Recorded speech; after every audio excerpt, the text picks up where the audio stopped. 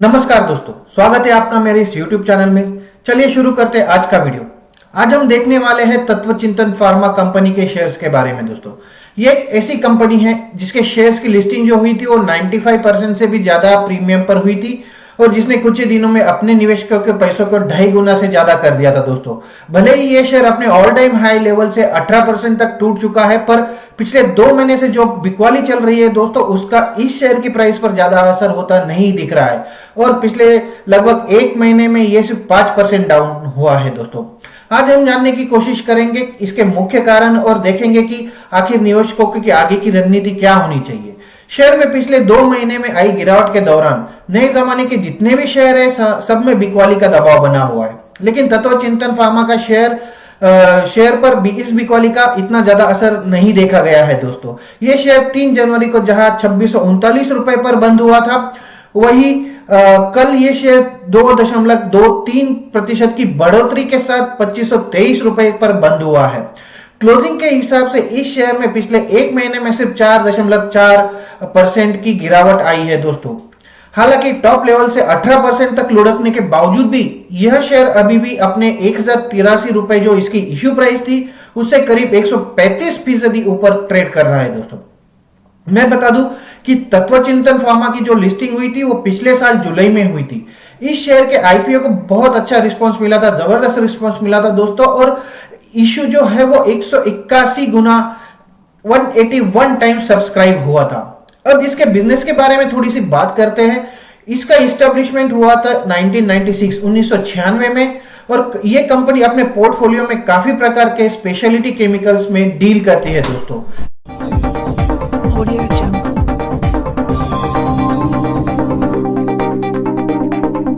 इसमें से कुछ है जैसे directing agents, phase transfer catalyst होते हैं, इलेक्ट्रोलाइट सॉल्ट्स फॉर बैटरीज होते हैं और फार्मास्यूटिकल्स एंड एग्रोकेमिकल इंटरमीडिएट्स भी है इनके पोर्टफोलियो में। दोस्तों, अगर कंपनी के पोर्टफोलियो की कंप्लीट बात करें तो अब तक कंपनी ने लगभग 154 प्रोडक्ट्स का मैन्युफैक्चरिंग किया है दोस्तों इंडिया में, और कंपनी के प्रोडक्ट्स को 4 कैटेगरीज में बांटा जा सकता है।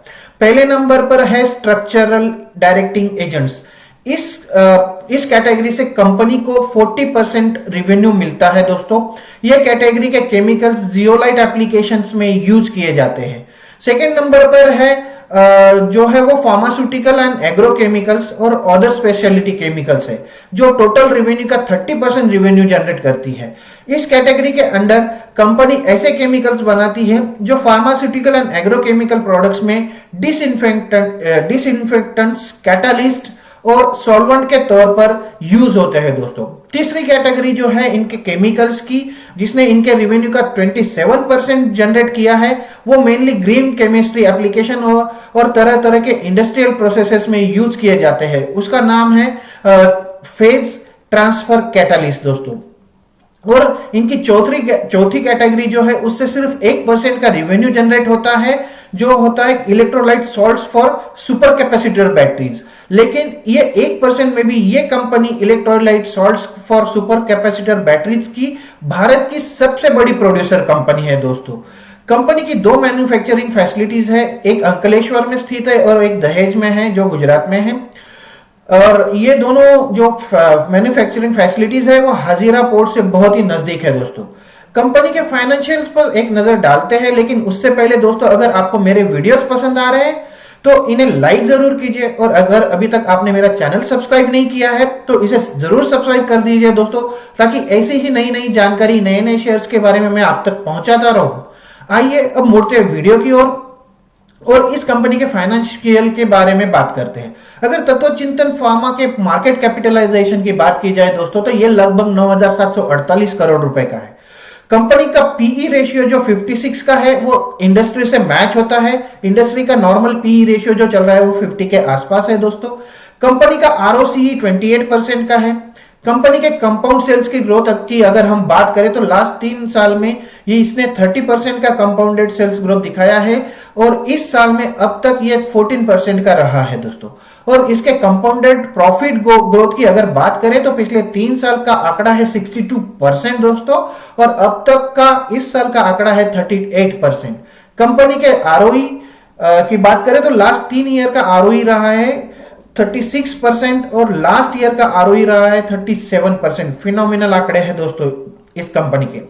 और रिवेन्यू जनरेशन की बात करें तो इसका जो मेन फोकस है वो एक्सपोर्टिंग के है। जर्मनी, यूएस और चाइना से इसके रेवेन्यू का लगभग 55% रेवेन्यू जनरेट होता है दोस्तों। और कंपनी के टॉप 10 कस्टमर जो है वो इसके टोटल रेवेन्यू में 60% कंट्रीब्यूट करते हैं। कंपनी पर बड़ी बात है दोस्तों, ध्यान दीजिएगा, कंपनी पर कोरोना महामारी का भी कोई असर नहीं हुआ है। इनके जो प्रॉफिट के आंकड़े हैं वो इसका सबूत है। मैं आपको एक एक करके बताता जाता हूं। मार्च 2019 में कंपनी का प्रॉफिट 21 करोड़ रुपए था जब कोरोना महामारी शुरू हुई थी, जो बढ़कर 2020 में 38 करोड़ और 2021 में 52 करोड़ हो गया दोस्तों। अब देखते हैं कंपनी के की पॉइंट्स। तत्वचिंतन फार्मा एक यूनिक टाइप के केमिकल्स में डील करती है दोस्तों, और ये इंडिया में ही नहीं बल्कि विदेशों में भी एक ब्रांड के तौर पर जानी जाती है। इसके पोर्टफोलियो में कई ऐसे प्रोडक्ट हैं जो ग्लोबल मार्केट में लीडिंग पोजीशन पर है। कंपनी भारत की अकेली ऐसी कंपनी है जो structure directing agents for zeolite का कमर्शियल मैन्युफैक्चरिंग करती है। इस बिजनेस में ग्लोबली ये कंपनी सेकंड नंबर पर है। ग्लोबली दोस्तों दुनिया में इसका दूसरा नंबर है। कंपनी का एक बड़ा स्ट्रॉन्ग पॉइंट ये भी है दोस्तों कि कंपनी का मेजॉरिटी ऑफ रेवेन्यू एक्सपोर्ट से आता है, जो कि टोटल रेवेन्यू का 71% है। कंपनी के क्लाइंट लिस्ट की अगर हम बात करें तो इसमें काफी बड़े बड़े नाम शामिल है, जैसे मर्क है, बेयर एजी है, एशियन पेंट्स लिमिटेड है, आइपॉक्स Chemicals KFT, Laurus Labs, Tosoh Asia, SRF Limited, Navin Fluorine International Limited, Oriental Aromatics, Atul Limited, बहुत सारे नाम से जो बड़े बड़े नाम है दोस्तों इसमें। और कंपनी का आर&डी डिपार्टमेंट ने जो पिछले 3 साल में काम किया है वो काबिले तारीफ है। उन्होंने पिछले 3 साल में 53 ऐसे नए प्रोडक्ट्स का निर्माण किया है, जिसे कंपनी के बास्केट में हर साल लगभग 6.5 करोड़ का रेवेन्यू आया है दोस्तों। अब देखते हैं कंपनी की ग्रोथ स्ट्रेटजीज क्या है। कंपनी के 2 तरफा एक्सपेंशन के प्लान है दोस्तों। पहला जो है वो मैन्युफैक्चरिंग कैपेबिलिटीज के बारे में है। मैन्युफैक्चरिंग कैपेबिलिटीज में एक्सपेंशन कंपनी अपने मैन्युफैक्चरिंग और प्रोडक्शन कैपेबिलिटीज पर कंसिस्टेंटली काम कर रही है। पिछले 10 सालों के आंकड़े अगर देखें इनके, तो कंपनी अपने रिएक्टर की कैपेसिटी जो थी, जो 2010 में 82 किलोलीटर थी, केएल थी, वहां से बढ़ाकर अभी 280 केएल तक ले गई है। जहां 2010 में कंपनी के पास कोई असेंबली लाइन नहीं थी दोस्तों, वही आज कंपनी के पास 17 असेंबली लाइंस मजबूत है। कंपनी अपने दहेज मैन्युफैक्चरिंग फैसिलिटी की कैपेसिटी बढ़ाने पर भी काम कर रही है, और साथ ही अपने आर&डी डिपार्टमेंट पर लगभग 170 करोड़ रुपए इन्वेस्ट करने का भी प्लान है दोस्तों। दूसरी तरफ से कंपनी अपने एग्जिस्टिंग प्रोडक्ट्स जो है वो उस पोर्टफोलियो में एक्सपेंशन पर भी काम कर रही है। तो दोस्तों आज हमने तत्वचिंतन फार्मा कंपनी का फुल फंडामेंटल एनालिसिस किया और देखा कि कंपनी का बिजनेस क्या है, उसके फाइनेंशियल्स कैसे हैं, कंपनी के की पॉइंट्स क्या है, साथ में फ्यूचर ग्रोथ के प्लान्स पर भी हमने एक नजर डाली दोस्तों।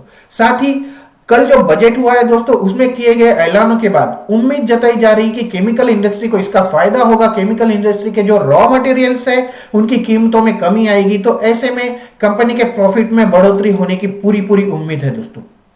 ओवरऑल अगर कंपनी का एनालिसिस देखा जाए तो कंपनी का आउटलुक बहुत दमदार दिख रहा है मुझे। कंपनी के बिजनेस पर कोरोना जैसी महामारी का भी कोई असर नहीं हुआ है दोस्तों, और कंपनी के पास फ्यूचर प्लान्स और ग्रोथ अपॉर्चुनिटीज भी अवेलेबल है। साथ ही कंपनी को जैसे कि बजट में देखा गया गवर्नमेंट का सपोर्ट भी मिल रहा है इस सेक्टर को। ये सारे पॉइंट्स अगर हम कंसीडर करें दोस्तों, तो एक कंपनी फ्यूचर में एक दमदार परफॉर्मर साबित हो सकती है और लॉन्ग टर्म पर्सपेक्टिव से इसमें इन्वेस्ट किया जा सकता है दोस्तों। आशा करता हूं कि मेरी ये सलाह आपके काम आएगी और आपको हेल्प करेगी अपने इन्वेस्टमेंट स्ट्रेटेजी डिसाइड करने के लिए। तो आज के वीडियो में मैं बस इतना ही दोस्तों। मिलते हैं अगले वीडियो में एक नए शेयर के साथ, एक नई जानकारी के साथ। तब तक के लिए नमस्कार दोस्तों।